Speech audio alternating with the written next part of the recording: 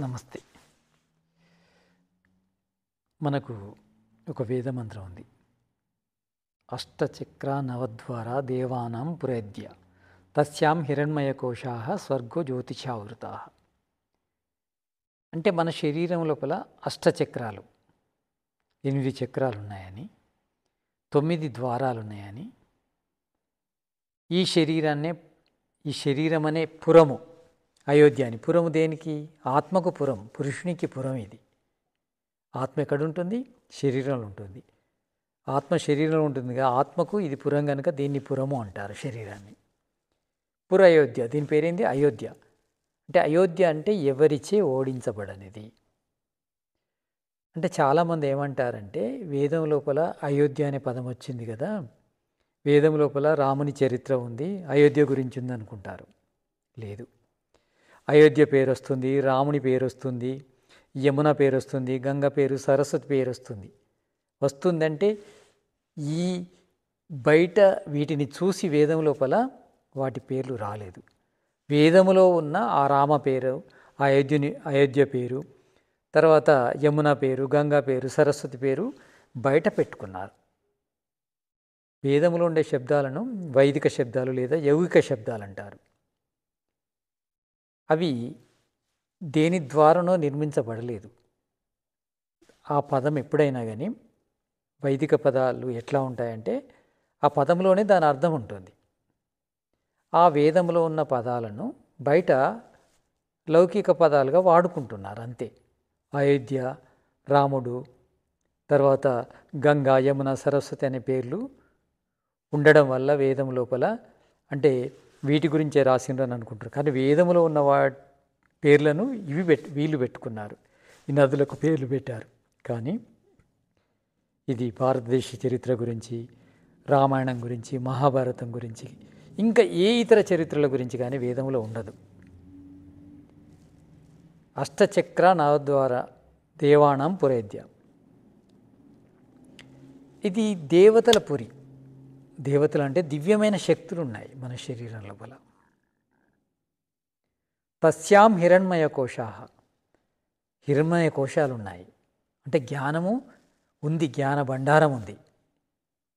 అంటే అత్యంత సంపద, ఐశ్వర్యం ఉంది ఈ మానవ శరీరం లోపల. స్వర్గో జ్యోతిషావృత. స్వర్గము ఉంది. అంటే జ్ఞానము, మనము సత్యజ్ఞానాన్ని పొందినప్పుడు ఈ లోపలున్న ఈ అద్భుతమైన జ్ఞానం బయటకు వస్తుంది. అది మనము గ్రహించాలి. జ్ఞానము ఎందుకంటే లోపలున్న విజ్ఞాన భండారాన్ని బయటికి తీయడం కోసం. అష్టచక్రాలు, నవద్వారాలు. నవద్వారాలు అని తెలుసు. 2 కళ్ళు, 2 ముక్కులు, 2 చెవులు, నోరు, మలేంద్రియ, మూత్రేంద్రియ రంధ్రాలు, నవద్వారాలు ఇవి. అష్టచక్రాలు ఏంటివి?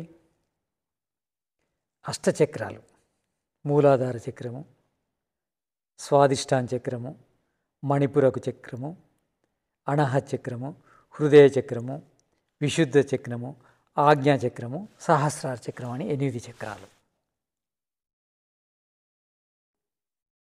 8 చక్రాలు, 9 రంధ్రాలతో కూడిన ఈ అద్భుతమైన మానవ శరీరమును ఈశ్వరుడు మన కర్మఫలంగా మనకు ప్రసాదించాడు. మానవ శరీరం చాలా గొప్పది.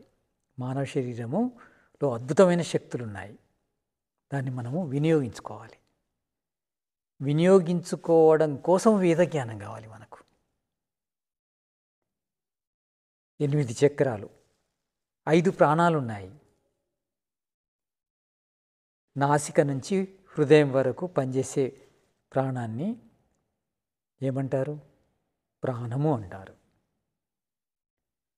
అంటే బయట ఉన్న వాయువును లోపలికి తీసుకునే శక్తిని ప్రాణము అంటారు. అది ముక్కు నుంచి హృదయం వరకు వ్యాపించింది. ఇది ప్రాణము. తర్వాత హృదయం నుంచి నాభి వరకు వ్యాపించి ఉంది. దీన్ని సమానం అంటారు. ఇదేం చేస్తుంది? జఠరాగ్నిని, మిగతా ధాతు అగ్నులను ప్రేరేపింపజేస్తుంది. సమానం అనే ప్రాణము. ప్రాణము సమానము. సమానము తర్వాత వచ్చేది అపానము. అది నాభి నుంచి కాలివేళ్ళ వరకు ఉంటుంది. ఇవన్నీ వాయువులు, ప్రాణవాయువులు, అద్భుతమైన వాయువులు. మొదటిది ప్రాణము, సమానము, తర్వాత అపానము. అపానం ఏం చేస్తుంది? అపానము కింది వైపు మన యొక్క ప్రసారాన్ని కొనసాగిస్తుంది, మల విసర్జనకు సహకరిస్తుంది. అంటే నాభి నుంచి కాలివేళ్ళ వరకు జరిగే క్రియలను నిర్వర్తిస్తుంది అపానం. తర్వాత ఉదానం. ఉదానం అంటే అది పైవైపు తీసుకెళ్తుంది కింది పదార్థాలన్నింటినీ. ఇది పాదము నుంచి మొదలుకొని తల వరకు వ్యాపించి ఉండేది ఉదానము. అంటే కొంతమంది చెబుతారు నాభి నుంచి తల వరకని, కొంతమంది కంఠ నుంచి తల వరకని, కొంతమంది నాసిక నుంచి తల వరకని. కానీ వాస్తవంగా ఈ పైకి వచ్చే పనులన్నీ ఉదానమే చేస్తుంది కనుక, ఇప్పుడు వామిటింగ్ వస్తుంది అనుకోండి, వాంతి లోపల నుంచి వస్తుంది, దాని కారణము ఉదానమే. ఉదానం ద్వారానే వాంతి జరుగుతుంది, ఉదానం ద్వారానే ఎక్కిళ్ళు వస్తాయి. కనుక అంటే ఇవన్నీ జరుగుతున్నాయి కనుక కింది నుంచి పైదాకా వ్యాపించింది ఉదానం.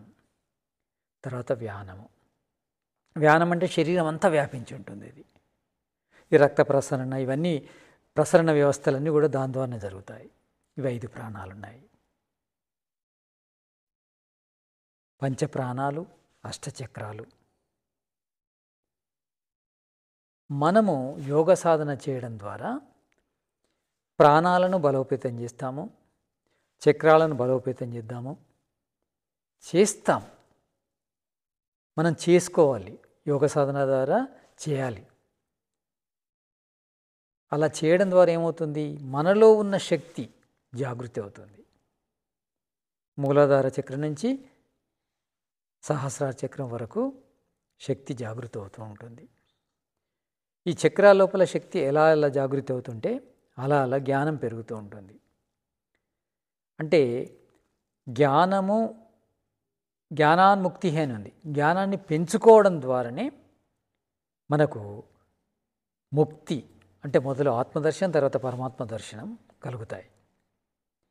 అంటే మనము యోగ సాధన చేయడం ద్వారా మన శరీరం లోపల కూడా ఈ చక్రాలు జాగృతి కావడము, ప్రాణాలు బలపడము, ఇవన్నీ జరుగుతాయి.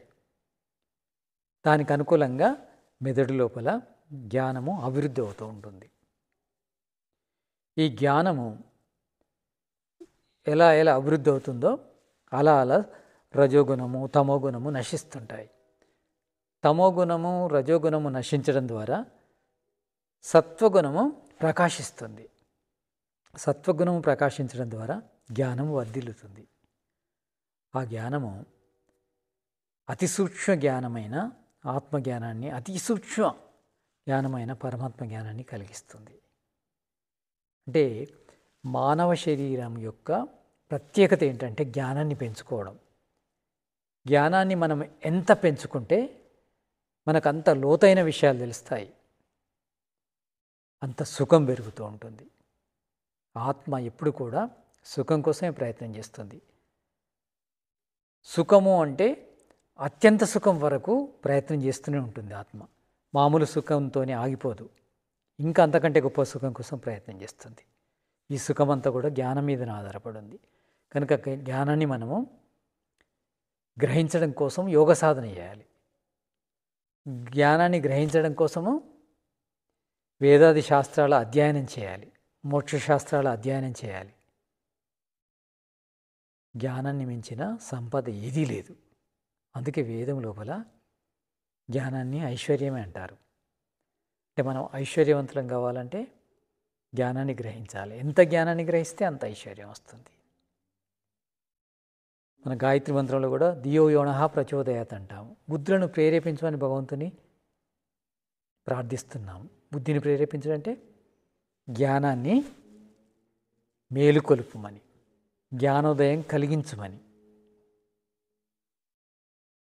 బుద్ధిర్జ్ఞానేన శుద్ధ్యతి. బుద్ధి చక్కగా పనిచేయాలంటే జ్ఞానము ఎంత ఎక్కువగా ఉంటే అంత ఎక్కువగా పనిచేస్తుంది బుద్ధి, అంత శుద్ధి అవుతుంది, అంత వృద్ధి అవుతుంది. జ్ఞానము ద్వారానే బుద్ధి వృద్ధి అవుతుంది, శుద్ధి అవుతుంది. ఈ బుద్ధి లోపల వృద్ధి శుద్ధి ఎంత పెరిగితే మనకంత ఈ ఆధ్యాత్మిక జ్ఞానం లభిస్తుంది, ఆనందం లభిస్తుంది. నమస్తే.